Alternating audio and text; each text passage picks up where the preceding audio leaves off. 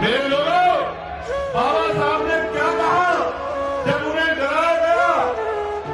1932 में सुनना चाहते हो? आज उन्होंने बताया जो लोग सुनना चाहते हैं। बाबा साहब को जब ये कहा गया कि डॉक्टर अम्बेडकर पीछे हट जाओ, इस कर्नल अवार्ड को छोड़ दो, तो बाबा साहब ने कहा आप मुझे यहां से ले जाकर चौराहे पर अगर उल्टा लटकाकर फांसी भी दे दोगे तो भी मैं छूतों के अधिकारों के साथ कोई समझौता नहीं करूंगा। ये बाबा साहब अम्बेडकर, ये है बाबा साहब अम्बेडकर। और हमें अगर एक मुकदमा लग जाए तो हम कहते हैं कि हमें माफ कर दो, हम कभी आंदोलन का हिस्सा नहीं बनेंगे, उस गली से भी नहीं गुजरेंगे जिस गली में आंदोलन चल रहा है, संघर्ष चल रहा है।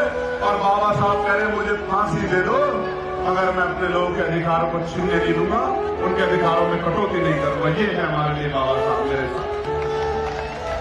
प्यारे साथियों, परिणाम यह है कि 1935 में जो विस्तार हो गया है वोट का, जो प्रस्ताव मैंने बताया था, लगान, व्यापार, रियासतें, पढ़े लिखे होना, जमींदारी वालों को 10% लोगों को वोट मिल गई है, 90% लोग वोट नहीं कर रहे हैं। संविधान लिखने की बारी आ गई है।